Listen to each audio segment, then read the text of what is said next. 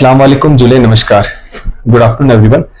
आज की ये प्रेस कॉन्फ्रेंस बुलाने का मेन रीजन था कि होम मिनिस्ट्री के डायरेक्शन के अकॉर्डिंग यहाँ पे एक civil defence air raid and blackout की मॉक एक्सरसाइज जो पूरे कंट्री में हो रही है, आज 24 को हम यहाँ पे करगिल में भी कंडक्ट करने जा रहे हैं।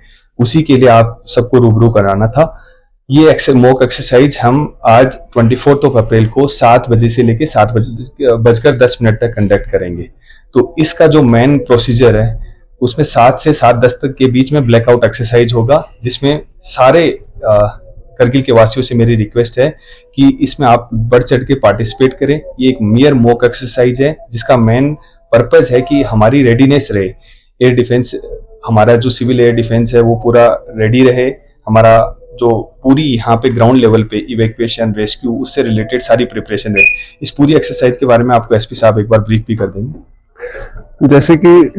जैसे कि डीसी साहब ने बताया अभी कि आज एक मॉक लेवल एक्सरसाइज होने वाली है एयर डिफेंस के रिगार्डिंग।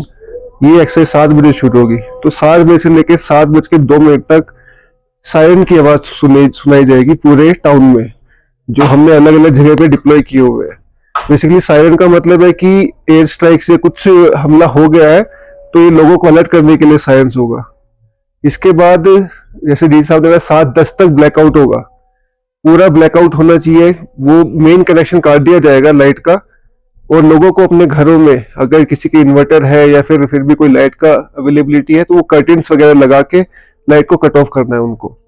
7:10 के बाद फिर जो हमारे जितनी भी एजेंसीज है, पुलिस हो गई, UTDRF हो गई, हमारी मेडिकल फैसिलिटी, फायर फैसिलिटीज, फिर वो अपना search and rescue operation implement करेगी। Search and rescue operation implement करने पे जो हमारी हम मॉक एक्सरसाइज में करते हैं कि जो भी हमारे जितने भी घायल लोग हैं, जितने भी डेड लोग हैं, उनको हम हॉस्पिटल पहुंचाते हैं। UTDRF सर्च का काम करती है। जितनी भी एजेंसियां जो अपने अपने रोल में आ जाएगी, उसके बाद एजेंसीज का काम है। बट ये लोग, जैसे कि डीसी साहब ने पहले बताया है कि इसमें कोई घबराने की जरूरत नहीं, एक मॉक लेवल एक्सरसाइज है, सिर्फ लोगों को एक तैयार करने के लिए कि कल को अगर असली में कोई अगर ऐसा कुछ हो जाता है तो हमारे लोगों के मन में जो एक प्री सेट पैटर्न होना चाहिए कि अगर ऐसे हमले पे हमें क्या करना है। कभी भी सायरन बजा तो इसका मतलब वो खतरे की घंटी है, आपको क्या एक्टिविटीज करनी है, उस चीज के लिए मॉक एक्सरसाइज हो रही है। और इस मॉक एक्सरसाइज से हमारी भी टेस्टिंग होती है कि जो हमारे सायरन्स हैं वो सारे अच्छे से काम कर रहे हैं कि नहीं, एजेंसीज के बीच में कोऑर्डिनेशन है कि नहीं, हमारी सिविल डिफेंस की टीम अच्छे से काम कर रही है कि नहीं, फर्दर हमारी वॉलंटियर ऑर्गेनाइजेशन के और इन सब के बीच में कोऑर्डिनेशन है कि नहीं। तो ये मॉक एक्सरसाइज यहाँ टाउन में प्लस सारे सब डिवीजन में कंडक्ट की जाएगी। मियर मॉक एक्सरसाइज है और इसमें जो हमने सर्च और रेस्क्यू के लिए एक लोकेशन चूज की है, हैदरी मोहल्ला, तो वहां पे सर्च एंड रेस्क्यू ऑपरेशन किया जाएगा। 7 और 7 से 7:10 के बीच में ब्लैकआउट होगा। तो उसमें लोगों से मेरी यही रिक्वेस्ट है कि आप अपने घर की सारी लाइटें बंद कर लें।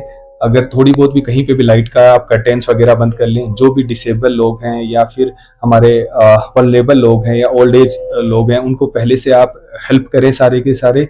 फर्दर इसमें पैनिक क्रिएट ना करें।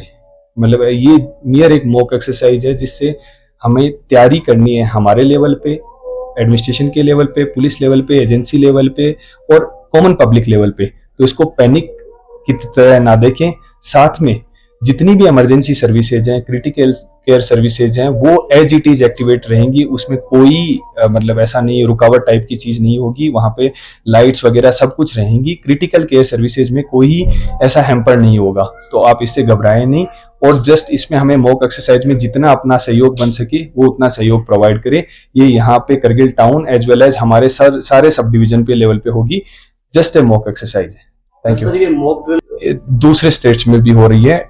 ये 20 से लेकर 24 के बीच में अलग अलग जगह पे अलग अलग टाइम पे कंडक्ट की जा रही है। यहाँ करगिल में भी कराई जा रही है, at the same time Leh में डिस्ट्रिक्ट में भी हो रही है। जिस तरह वॉलंटियर, हमने सारे वॉलंटियर ऑर्गेनाइजेशन से भी कोऑर्डिनेट कर रहे हैं कि वो भी इसमें पार्टिसिपेट करें, क्योंकि जो सर्च रेस्क्यू ऑपरेशन या फिर इवैक्यूएशन का जो ऑपरेशन होता है उसमें हमेशा करगिल में ये देखा गया है जितनी वॉलंटियर ऑर्गेनाइजेशन होती है उनका हमारा बहुत अच्छा सहयोग रहा है हमेशा। तो हम उनको भी प्रिपेयर करना चाहते हैं इस चीज के लिए। कल को ऐसी कोई सिचुएशन आ जाए तो वो भी ट्रेंड रहे, ताकि हमें आगे बढ़ चढ़ के एक कदम एक्स्ट्रा हमारे साथ हेल्प करें। Thank you.